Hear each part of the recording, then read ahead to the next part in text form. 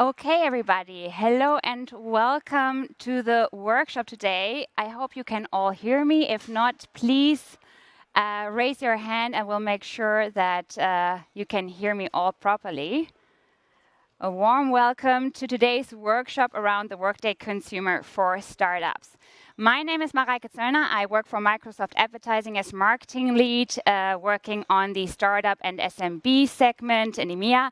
And I'm really pleased to show you today the findings that we have uncovered around a new emerging persona profile, the Workday Consumer. But before we get started, I would love for you to see our agenda for today to know what's going to happen. So first, I'm going to give you a presentation about the Workday Consumer, the findings of our research, what we have uncovered, why it is important for you as a startup to know about this. And then I'm delighted to welcome a fantastic panel on stage, different experts from the industry who can all share a different perspective on what this means for startups. And then, of course, we will have enough time for an open Q&A where you can all ask questions that you want to know about how you can tackle this very new persona. And then please be aware, this is a 60-minute session, roughly. We have a bit more time at the end, so please stick along, tag along. Please feel free to speak to our experts even after the session. If you want to network, you're very welcome to. But let's get started.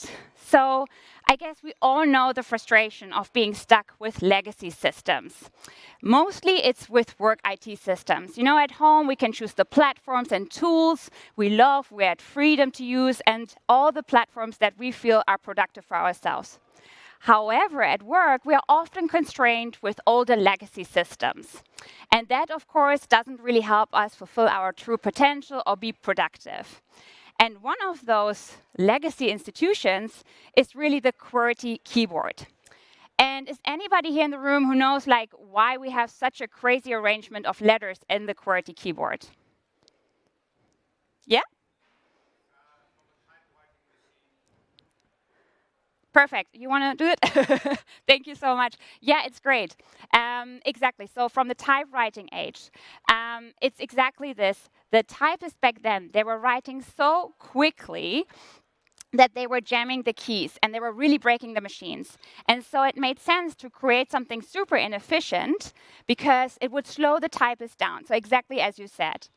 And you would think, well, why would nobody really think of something more reasonable? And there is something that is much better. It's the Dvorak system, the Dvorak keyboard. And it is really something that shows you here in the middle lane the different consonants, the vocals in the English language. They're all there in one middle lane, the most important ones. And you can really write 400 of the most common words in the English language only by staying on that middle lane there in the middle row. Roughly around 70% of the text that you write, you can write from that really comfortable setting of your hand. With the QWERTY keyboard, it is really 32% of comfortable writing, and you can only write around 100 of the English language's most commonly used words in the middle row. So you would think, why would nobody adapt to this new keyboard? This is very strange. And so the thing really here is, and it's key, people hate change. Nobody wants to leave their comfort zone or whatever they are used to and what have they become familiar to. And another legacy system is really the workspace. And some of you might remember how this looked like pre-pandemic. We all go to the office. This is just one of those things that is becoming outdated. And it is based on another legacy system. It is based on the Victorian model of work that back then really measured your performance and productivity according to the output you created in a certain set of time frame. And that was all great back then because this really empowered the Industrial Revolution. The problem is just that really doesn't make sense anymore because usually in most jobs we are not measured according to a certain set of output, we're given a certain set of time frame. And so it becomes meaningless. And as we've seen with the QWERTY keyboard, really, people hate change. And that means at the same time that whenever a catalyst comes along that forces a big change, it means chaos. And so Deepak Chopra here was right when he said, every great change is preceded by chaos. And I mean, just mentioning COVID-19, we've all seen it. Total chaos, nothing was familiar, everything had to be disrupted. And so it's no wonder that the word unprecedented was the buzzword in 2020. And imagine for businesses, nothing was familiar as well. Everyone rushed to really enable people, their employees, to work from home. And we saw the digital transformation of 2 years within 2 months. And I've brought you here a really nice video clip around a business in the UK that have done it so well in addressing their customer audiences. All of our relationships start over a cup of coffee. We're Clifton Coffee Roasters and we're based in the UK. We supply coffee to people all over the world. Taste is everything. Before, we would complete tastings in person. So when the pandemic hit, there was this moment where we were all like, stop. What are we going to do now? So that's where Microsoft Teams comes in. Teams allowed us to bring training and tasting to our customers digitally. You can't taste coffee without knowing how to brew it. How do you find it? Do you get something like a sweet kind of ginger spice? Don't go down the middle, go down the side. Mine's very wonky. Oh, I really want to do another one now. We're able to reach more people at the same time. 20 to 30 times more customers than in person. Teams has opened us up to a completely new way of thinking. This isn't a temporary fix. These are changes we'll take into the future.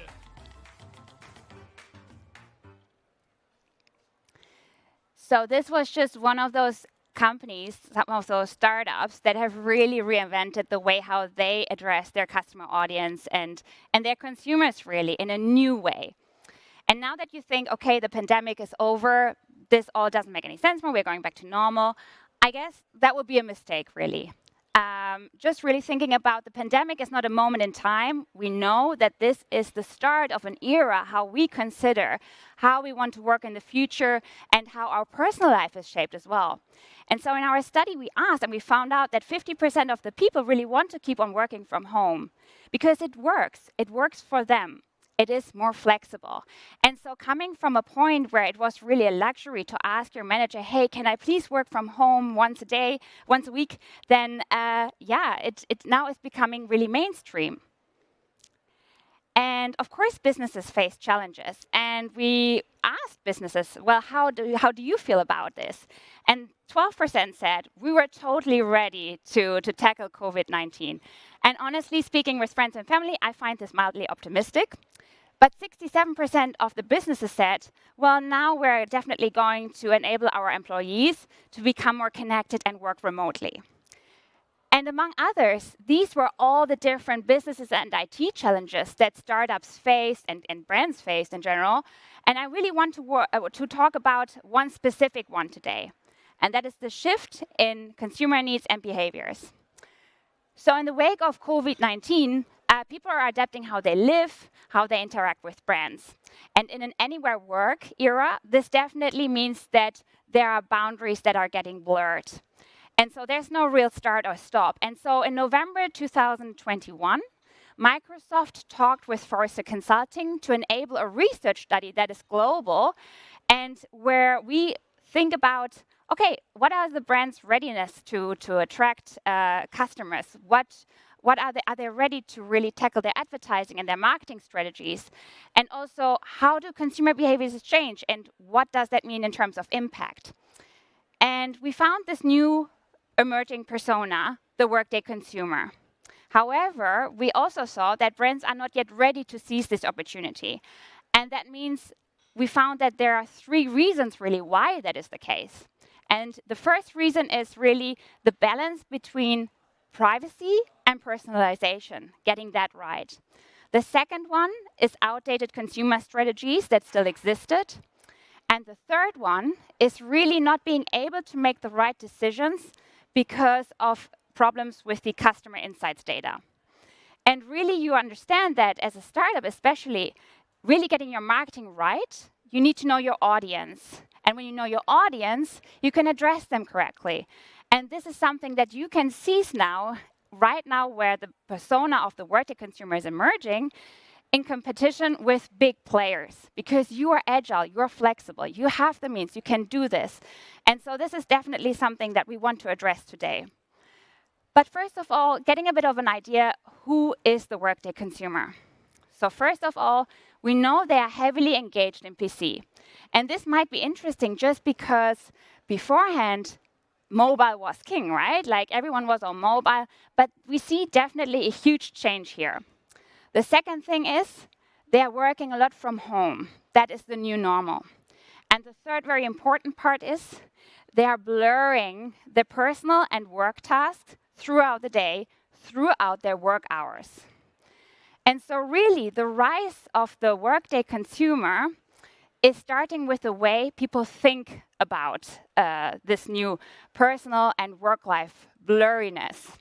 And imagine back then, you know, in the day, from Monday to Friday, you would go to the office throughout the working hours. You were totally productive. You were in your work set mind, except for maybe on your smoke breaks, on your coffee breaks, during lunchtime. Okay.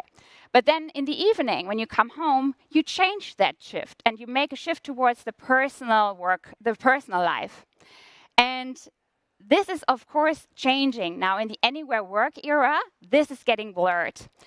And almost 60% of the people we asked, they put an equal importance to personal and work tasks during the work time. And so that means there is definitely a blur line here. And one of the most profound outcomes that we saw was that definitely there is the well-planned consumer decision journey that we know as beforehand, this is disrupted. And with the integration of work and life and the connection from anywhere really, this is definitely getting sped up. What is important to know, everybody who is working throughout the day on personal or work tasks, they are in a productivity mindset and they are researching across different verticals. However, many advertisers, and we found that it is 57% of the brand decision makers really said, our brand is not yet ready to tackle this. Our brand is not really ready to address this audience. And so this is definitely something where understanding the new consumer behavior changes is going to really make a difference for your brand if you're able to use that for your own brand. Importantly, as I mentioned earlier, purchasing and researching is definitely something that these consumers do. And 56% said they really enjoy researching online. And this is a really important message for you. It even beats social media browsing. And 63% of the people said that they really are inclined to use their work PC for this. And so this research stage of the buyer persona is important for you to understand because this is exactly the moment where you want to address this audience and influence their intent, emotions, and then, of course, convert them into leads. And this is definitely here to stay. 45% of the people we ask want to increase their purchase in the next 12 months. And these are the top 10 categories that they purchased during work time. Definitely something to look out for when you're in that vertical. And since we're in Germany, just a few stats on that. 55% of the Germans are working from home, and 35% already are using 1 hour at least throughout their workday to do personal tasks. And so this is definitely showing that lines have been blurred, and what we found out really holds true here. This is just to give you a bit of an idea of the preferences on researching products and services in Germany. You can see really it is across the entire palette of verticals and industries. And just because I'm going to Crete now in summer and I'm really in this travel mode right now, I wanted to show you a bit of the travel insights here, which shows the importance of PC, being able to advertise through PC. And that means that researching, 66% of the audience is using a PC, and purchasing 64%. When compared to former stats, that definitely means that PC is increasing. And so Microsoft is really there at the intersection of personal and work life, because we can reach people over 1.3 billion Windows devices. Just to make that more visual, it's 1 out of 6 people on the planet, which is huge. And so if you're thinking about scaling your advertising efforts. You definitely want to think about how can I connect with them? And you can connect with 1 billion people over Microsoft's ecosystem through digital sites, whether people are browsing, whether they are chatting, whether they are writing emails. So really get them at the moment where they are looking for things and having an intent. And you want to do that in a safe and in a trusted environment. And that is something we can guarantee you on all our sites.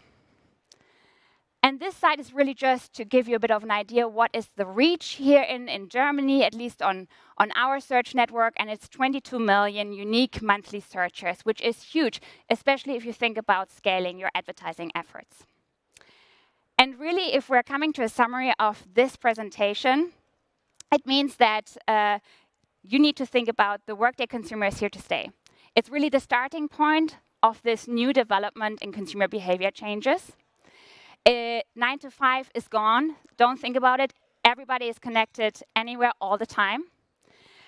Most brands are struggling with addressing this consumer. So you as startups, you have the chance right now to address this issue, make it your own, make it your unique selling point, and really try to address this audience in the right way when they are in the research mind. And then also Microsoft Advertising, as mentioned, is a solution and a great way to address and target the Workday consumer. The presentation shall leave you with a thought by Malcolm X: the future belongs to those that prepare for it today. Thank you so much. And now I'm really happy to welcome my fantastic panelists on stage. James Sutcliffe, founder and CEO of the Founding Network. Bernd Vermaten, CEO of Solute. And Jarabi Lopez Peterson, SMB Sales and Business Segment Lead for Microsoft Advertising.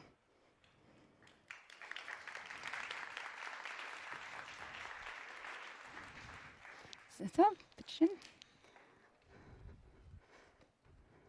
Great, thank you. So, welcome. Thank you so much for being on the panel today. Great to have you. Yeah, so just to, I shortly mentioned your names, but perhaps you could give a brief introduction of yourselves and tell us a bit about your business. Yeah, absolutely. So, hi everyone, my name is James Sutcliffe. I'm the founder and CEO of the Founding Network. So we're a community of over 1,000 of the world's most innovative founders across London, Berlin, and New York.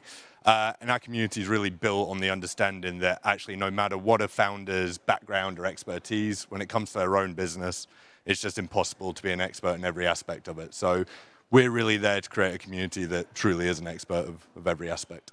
Great. Hi, everyone. My name is Jarabi Lopez Peterson, and I work for Microsoft.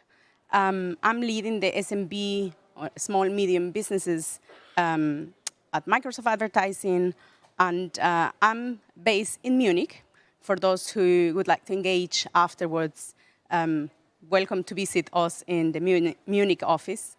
A little bit about us. So Microsoft Advertising empowers companies to achieve more through digital advertising. And we do that by providing tools, technology, insights, which are going to help them to be successful in their strategy on digital advertising. So I'm very much looking forward to talk to you today, and thank you. Hi. Hi, everyone. Good morning. My name is Bernd. I'm CEO of Solute for more than 5 years now. We are an e-commerce company now on the market for more than 18 years. And if I would have to bet, I would say Solute tells nothing to you. 80% would say, who's that? Maybe it makes it much easier for you if I tell you that we are running still the second largest price comparison platform in Germany called billiger.de. Then I would bet now 80% know it, who we are. And this also brings me then to the point, what are we doing?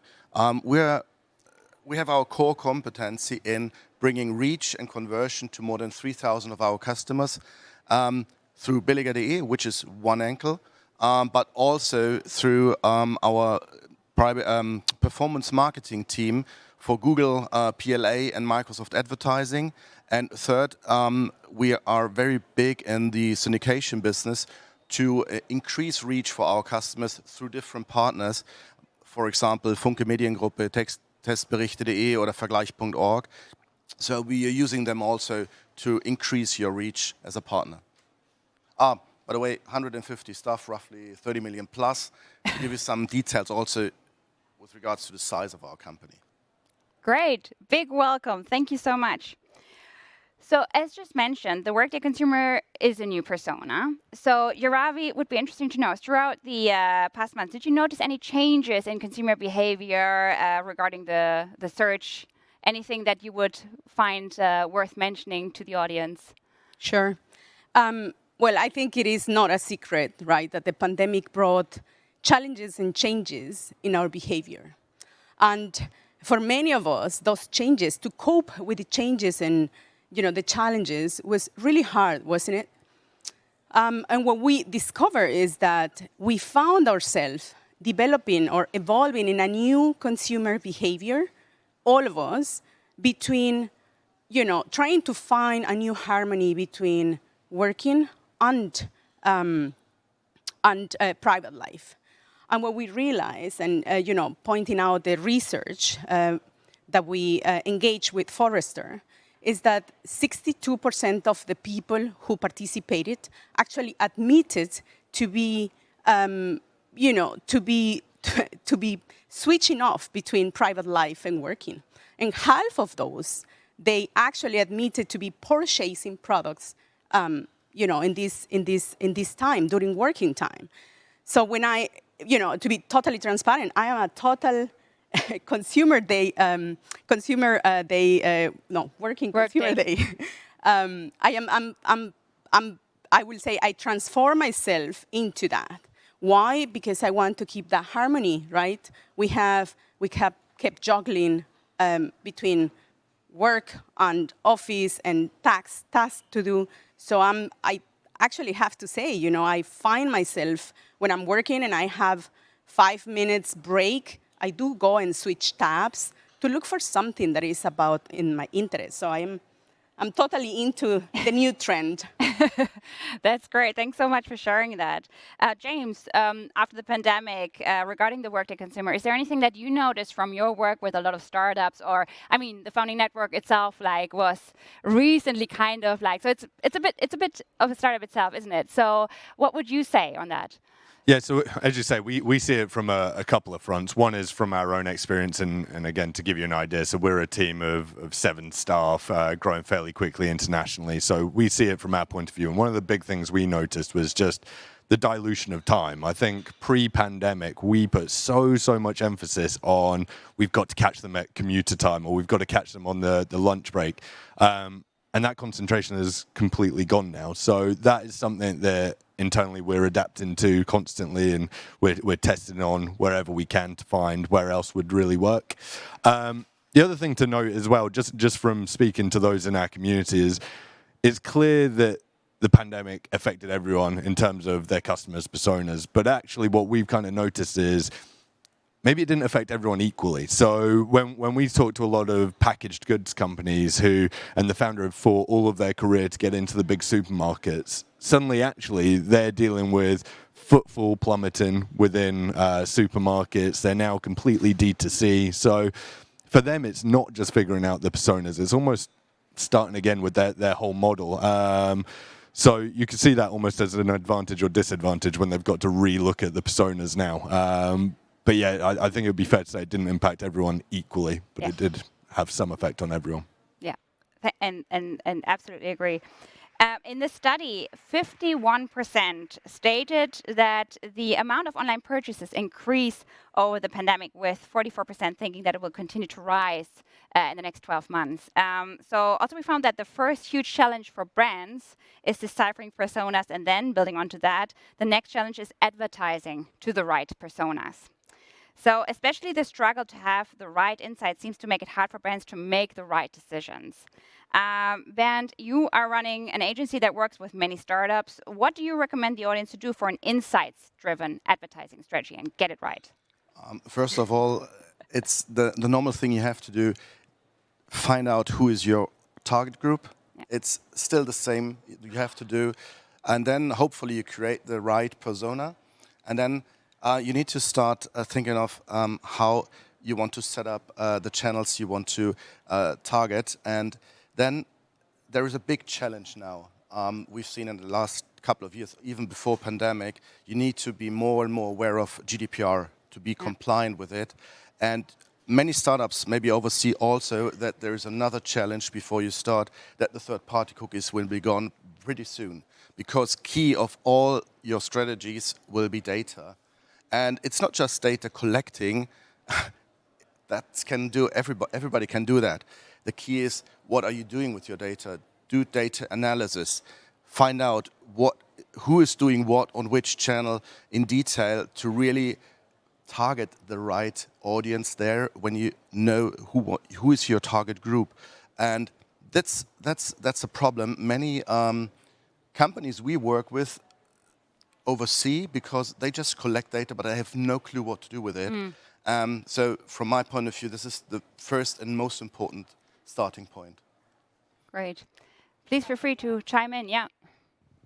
I will totally agree on that, and I will say, building up on that, and I think it is about in-depth insights, which is changing, and also, understanding really the consumer from the personal behavior, from human behavior, understanding what is that they are thinking in the moment that they are switching off from work and private, when they are looking for products, when they are looking probably for your brand, understanding the feeling and the intention. I think that's going to be really, really important for the future in this new era of behavior. Just one. So you need to think really from the first moment on, how can you track your customer? Retargeting, the way we know it from the past, will be gone. So a combination of collecting data plus first-party data plus a good cookie consent is absolutely key to track him at the right moment and then to present the right product to get the purchase at the end. Yeah, I think it's a case of before you even get into the marketing, you need to really know what you're looking for. And I think, but as you're getting at there, you can get stuck in a trap as well, where you end up with a bit of analysis paralysis, right? Where you almost have so much data and you just don't know what to take from that. So I think that's really important. But I suppose to take this back to the beginning with the personas, and I'm so glad we're talking about this because it's so important for companies of all sizes. I obviously have a particular interest in scale-ups, but for them, it's not just the targeting. It's actually how you communicate to your current customers. It's how you actually develop your products. You need to have those personas. And as founders and anyone that's running a growing business, you need to look at that regularly. And I'd suggest doing that every time you look at the marketing budget, because as we're all saying, there's no point setting a marketing budget if you don't know exactly who you're going after and who you're going to engage. So you need to be looking at both and aligning both the personas and marketing budget every chance you get. Yeah, absolutely agree. I mean, you mentioned the third-party cookie phase out. So everybody is obviously affected by it. How can startups make sure to have a solid targeting strategy in that regard? I mean, it's a big question. It's if you have an answer, of course. Yeah, I think for me, they need to see this less of a challenge and more of an opportunity, right? Because there's a big divide, which is the demise of cookies, iOS, GDPR, everything else that comes with it. For more mature brands, and by that I mean brands that are 3 years old, not really, really old, manage to take advantage and reach that critical mass using these techniques. And newer brands just can't do that. So actually, they need to look for their competitive advantage, and looking and really understanding those personas might just be that advantage they need. I think also it will be really, really important that startups or company, they really understand who and identify who are the partners in the marketplace who can help them, to target that audience and target those consumers. I think it's important, that you go with partners who actually, have a little bit more in-depth analysis, but also who understands the policy and restrictions when it comes to data privacy. I think that will be a very good point. And even if you know the personas, and even if you have a good campaign setup, do your homework with your standard setup. Good cookie consent, be GDPR compliant. Second, really, if you want to make your customer curious, if he is getting curious and getting on your page, you need a fast loading time. You need a good checkout journey. These are the normal standard homeworks you have to do. For example, a checkout. If you have more than 5 steps, a churn rate will increase. So it's not just the Workday consumer is changing its behavior. It's also that we see that the attention time, the attention span of a customer is decreasing so fast. And if you want to engage him really, if you want to get the sale at the end, it's not just identify the persona, do your homework also with the rest of your journey that you have to do. Perfect. No, great points. Do you have an example of a startup, a brand that has found the right strategy regarding deciphering personas and targeting their customers? I've got one in my mind, yeah, indeed. It's Snox, it's a German company. Unfortunately, they're not our customer. That's really sad. They're in the room. No, he's not. But they are doing a really, really good job. They really do a very good targeting on all different channels that they are using. They're increasing and growing heavily. So what I see from the outside, it's a really good job that they're doing. So I don't have an example of a company, but I have an example how they target me, actually, while I was working and, looking for a product. So basically, we have all meetings all day long. And sometimes between meetings, we have just 10 to 15 minutes, right? So before coming here, so I live in Munich, so before coming here, I was trying to kind of cope with different things that I had to finish, including this presentation, but also things at home. So I was juggling, basically. And between 2 meetings, I had 15 minutes, and I was thinking, how it's going to be the weather. So I type weather, right? And then it shows me, it's going to be raining. And then one day before, I actually was searching for Kinderkleidung, right? Like clothes for kids. And then I thought, it's going to be raining. And in my mind, I was thinking, I need to buy new boots for my daughter, new raining boots for my daughter, right? Without that, I was typing it. And then I start to look for, again, Kinderklamotten. And then I was like, I'm going to go and put shoes. And then suddenly, out of nothing, right? native ad came in, not telling me about these are the boots, but actually talked to me or bringing me into reading around why type of boots were actually ecology friendly and the sustainability about it. So I kept reading, and at the very end, it was like, in case you're interested, here, you could buy boots for kids, raining boots, and so on. And guess what? I clicked, right? So, and I didn't buy it yet, but I will buy it for sure. But what I'm saying is that journey of not only showing an ad, but making me emerging into that message of my intention of purchasing, I think that was very, very strong. And the brand did a fantastic job on that. Yeah, so we see founders in our network get this very right, and we also see them get it very wrong as well. One of the ones that I think is doing a great job of this is a guy called Danny Gray in the UK. He runs War Paint for Men, which is men's makeup, effectively. And Danny's story is that he suffers with body dysmorphia, which is why he launched the brand. And they've got just such a deep understanding of who their customer is and who their potential customers are. And I think one advantage they've got of that is Danny, the founder, is that persona. So they use him very, very well to relate to their customers and prospects and whatever else it may be. But also they do things on the side as well. So they're massive advocates for mental health for different areas, and they know actually where their product can actually really help people on the mental health side of things as well. So they have that sort of greater purpose behind it. And I think they do a really good job of really setting those personas. Amazing. Thank you for sharing all those examples. I think that always really helps to visualize a bit and have a look, also get some inspo at the end, how others do it. One of the results of our study was really that we should move a bit away from the since only demographics and traditional characteristics when targeting your audience. You should also think about in what type of mindset are they right now in? Are they in their productivity mindset? Are they working on their PC? Are they at home? All these different things. And Yuri, what would you suggest to startups in order to come out on top? And Bernd James, please feel free to jump in. So I will say, I mean, we have spoke a little bit about it, but I will say understanding, first of all, understanding what is going to be their strategy, what is that they want to achieve apart from only selling, what is the impact they want to have on the consumer, and what is the connection, the emotional connection that they want to have. I think that's going to be very, very important every day more in the future, that connection of the intention, understanding the intention of the consumers. I think that's going to be number one. I think the second one will be to partner with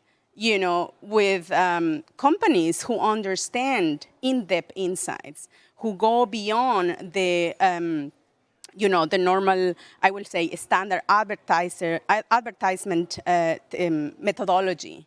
I think that will be the second one. And the third one really to understand as well,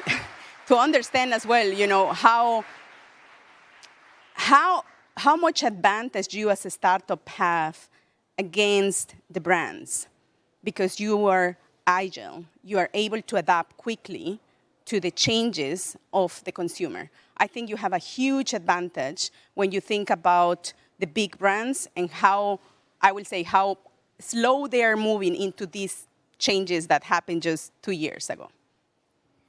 And another big advantage you as a startup have is try new things. You have nothing to lose at the end. So it sounds simple, but it isn't. It's really go in if you really understand who is your target group, who is the one you want to sell something, try things fast, analyze them very fast, switch the campaign, try again. Try all channels you have available when you know there are your customers you want to target, but just try it. Other than brands, you can do it because a brand always has to think about compliance, maybe other topics they need to touch. You're not available yet. You're not a brand yet. So you can simply start and run fast. Fail fast, as often said, learn from it and do it again, maybe with a different setup. Yeah, I'd say for us, the scale-ups that we see do this really well are the ones that keep it simple. I think it's, in a way, more complicated than ever. As you say, we're now having to look at different mindsets, different devices again, and so on. But it's easy to fall into making it too complicated. So the ones that we see do it really well are keeping their personas to maybe just 3 or 4 to start with, and seeing what works and building from there. The other big thing is if you have quite a wide range of consumers within your target, you need to be careful that you don't make it too detailed as well, because you fall into the trap of actually, if you go with the average of everyone, it represents no one within it, which is easy to do. And there's plenty of case studies of bigger organizations that have fallen into that trap as well. So for me, it's just keep it simple. Great. Thanks so much for sharing. If we're looking now at the fact that, change is a constant, it's here to stay. And we've talked about the fact that, the startup's agility is a major win for this segment. Are there any concrete tools, structures, platforms, anything that from your perspective makes sense in order for startups to adapt to this constant consumer behavior changes? Yeah, I don't mind kicking that one off. Yep. I think from a scale-up point of view, as Bernd said, agility is our biggest advantage. So we can't lose sight of that. So I think part of it in terms of structures and setups is, as a founder, this is far easier said than done, is to let go a little bit and let the team take over it. and actually realize some of the team may be better at this than we are ourselves. The other one is to just test constantly. We have some incredible founders in our network. So Melissa, who you now know, Mikey, from Nourished, Melissa has a set test budget within her marketing budget where she effectively gives it to the team and says, look, I don't expect any results from this, but I do expect learnings. And that kind of emphasizes how important it is. So for those that are looking to test, I would test as frequently as you can, run different experiments, but do so with a set amount of time, a set budget, a hypothesis, so you can clearly say, yes, this works, or no, it doesn't at the end. The worst thing to do is to spend a load of time and money and not know if it was a success or not. So I think have that very, very defined before you even kick off. Yeah, good point. I will probably add, I think, tools or techniques, I will call it, solutions, in terms of go beyond only, the standard ads. Go and try new formats, new solutions to connect with your consumers. We're thinking about intuitive advertising or native advertising. We're talking about video ads, text ads, in video, image video ads. So I think those are solutions who can help you to connect emotionally with your audience. And I will encourage everyone to try and test with any of the partners, and of course, with us as well. And let's assume you've done everything correct now. Also start thinking of the journey, the data journey you need to fulfill at the end to do the right analytics.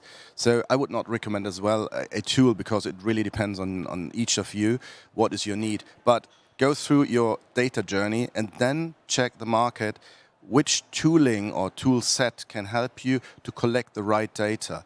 Maybe it's not a SaaS tooling, software as a service tooling in the long run, because sometimes it inherits also the risk that you don't have that you're not the owner of the data.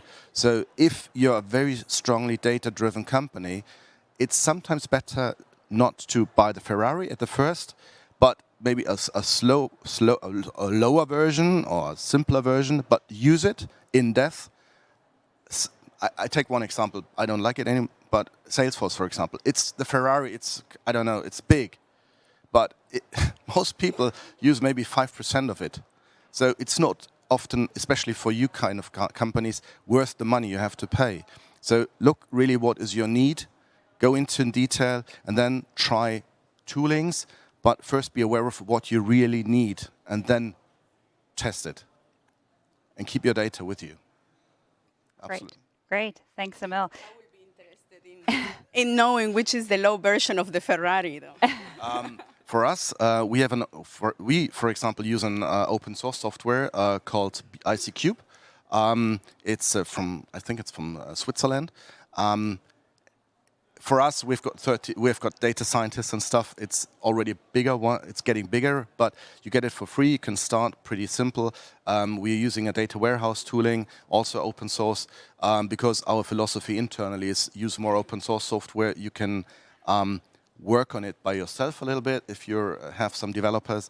And if you ask me for one last recommendation, maybe, which is low-cost open source as well, is Odoo.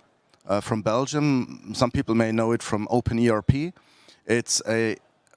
I'm fascinating from it because it has a core, data core, and then you use apps outside of it. So you can very flexible increase your business using different angles with regards to your need, and it's very cheap. It's cheap, and it's based on Python, open source again, so you can develop yourself as well apps on the Odoo environment.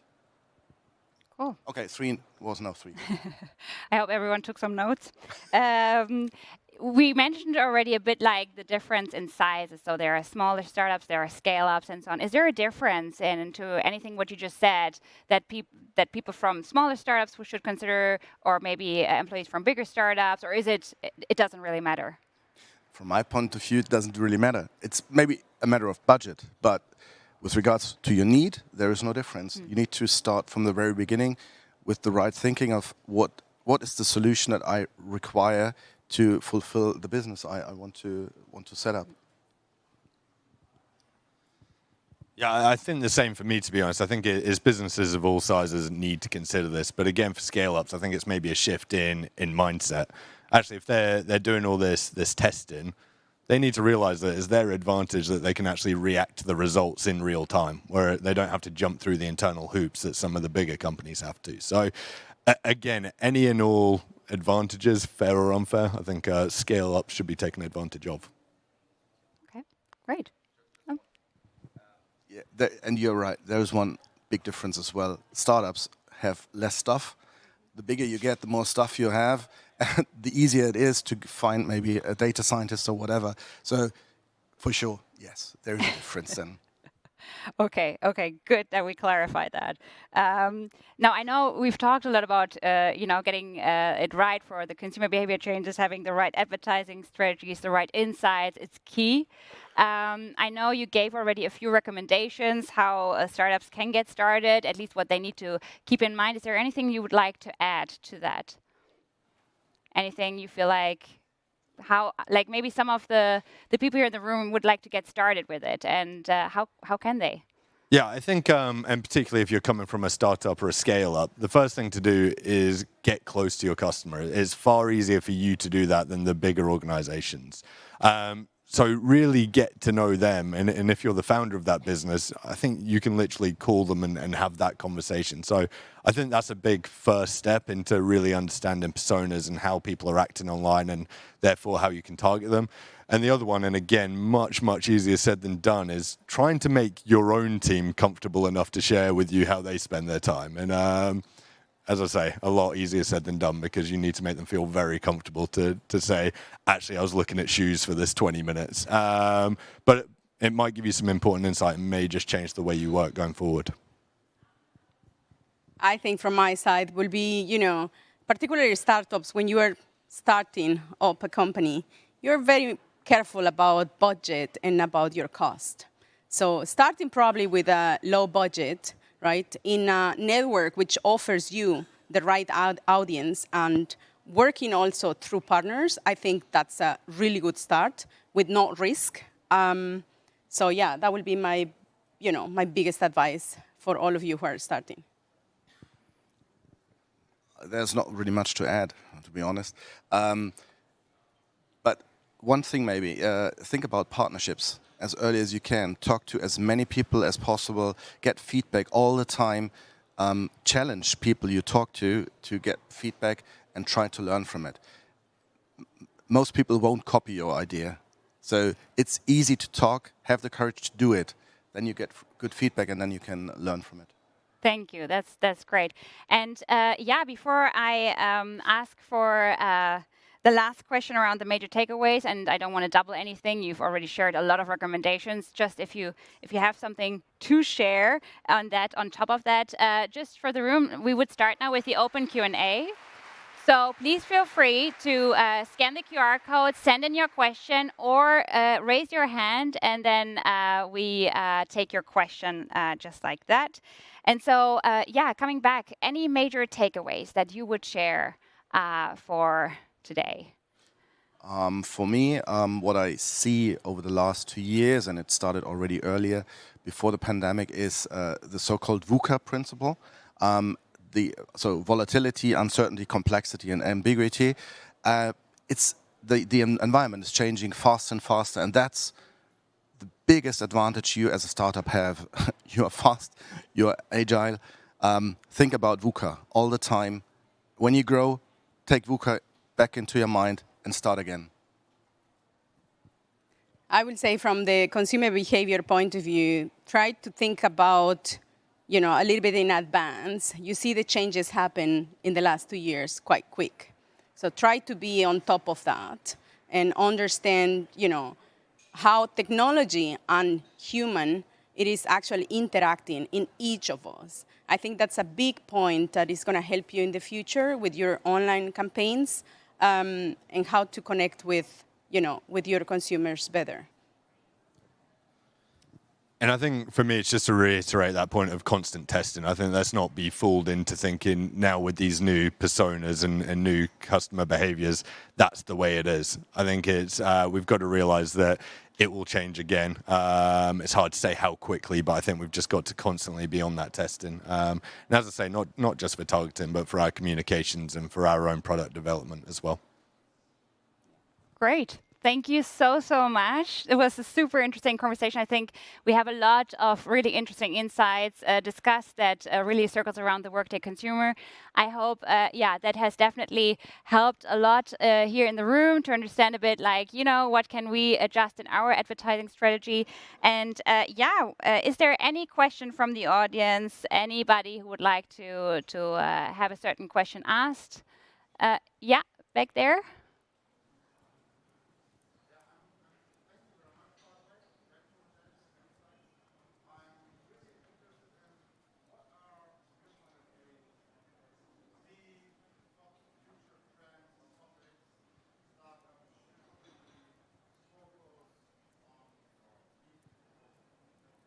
Yeah, so the question was, what are the future trends for startups that they need to watch out for? Was that for somebody specific? James.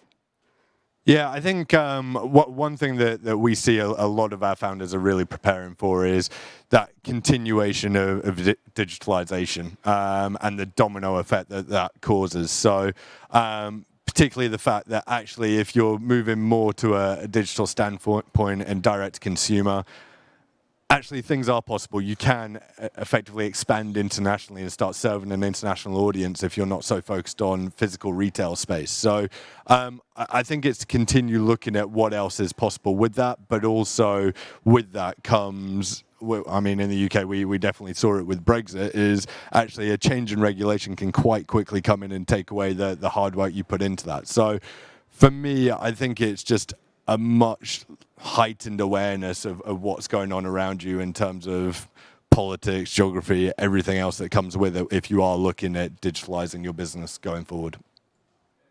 Great, thanks. Thanks so much. We have another another question here. I started a coaching business for private people. Is doing interviews with people a good way to find out what they need and how they like the advertising? There's somebody who would really like to stand out with their coaching business from all the others. The question is doing an interview with people, probably finding out about their preferences in terms of, I suppose it's advertising. Is that a good idea to understand the values? And I hope I get the question right. Please correct me, whoever asked this question. In terms of values, preferences, is it a good way to do that? Well, that could be one of the paths. Like, there is no the right path for that. I mean, no, it's not the right path. There are many, sorry. There are many paths for that. I think that could be one. The second could be, work with service providers who understands in depth the needs of the consumers you are looking for.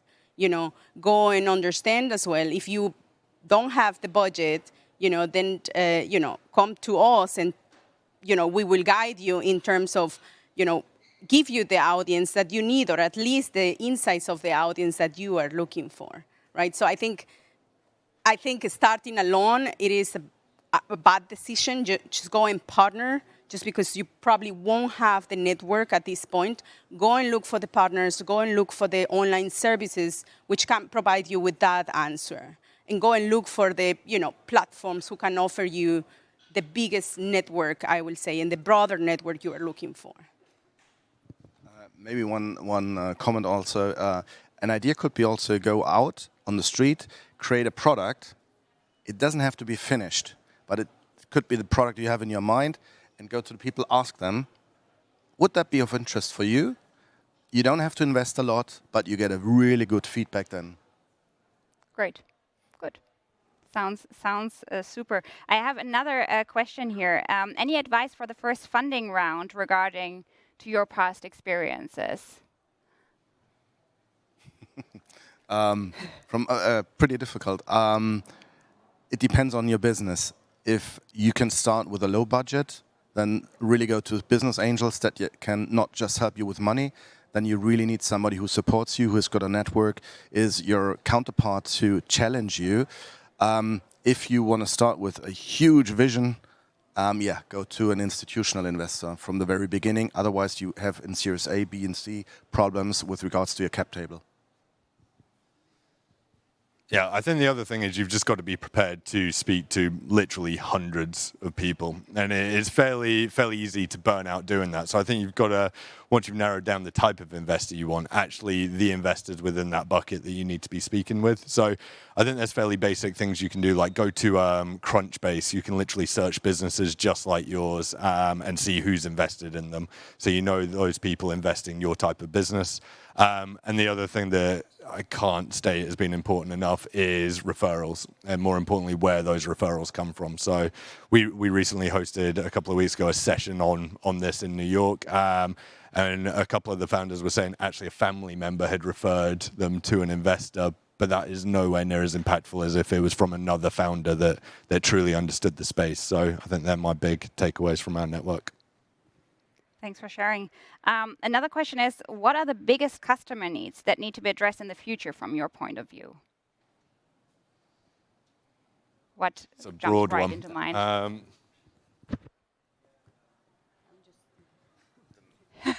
Who wants to go first? I'm thinking still, but I think we said it a couple of times. You need to touch them at the right timing. And the big challenge is you need to be GDPR compliant. That's the biggest challenge you're going to face. So that's going to be a future need to collaborate, find solutions where you can collect data or can use data from other databases. Other than that, you're going to be lost. The other thing could be that there is a change in mind that you need to combine on and offline businesses more and more. The people want to have a continuing journey from offline to online and backwards. So that's going to be a big issue, I guess. Yeah, yes. Just to add on that, now that I think about it, so I think it's going to be pretty much about understanding the audience. And if you don't know, right? If you don't know and you're asking, what is that the customer needs, come to us, right? Come to experts like us, which we can provide you with that according to the needs, according to your business industry, according to your target audience, but also your product. And we have a huge spectrum on data analysis and insights that Microsoft can provide you. Yeah, I think if you're looking to start a business or just launch a new product within your own business, I heard it put really well last week by a lady that runs Bayer Fertility. She was saying the best businesses take things from scarcity to abundance. So when you're looking at what Airbnb did with accommodation or what Uber did with taxis, I think if you're looking for a fresh idea that's going to be enormous, it's that challenge of scarcity to abundance. Great. Thank you so much for your time today, everyone. Thank you so much for your attention. I'd say we stop this brilliant session and the great conversation. Thank you so much at this stage. Please, as I said, stick around. Please feel free to reach out to our wonderful panelists for one-on-one advice or just a nice conversation if you'd like to. We're here for a bit longer. Could I please ask you to all fill out our feedback survey? Feedback is a gift. We'd love to know how you liked it, what we could do better in the future. And when you've done the feedback survey, you will get a little confirmation that says vielen Dank, thank you. And if you show it at the exit, you will get a little gift from us today. Thank you so much to James, Yaravi, and Bernd. Thank you so much to you for your attention, and have a lovely rest of your day. Thank you.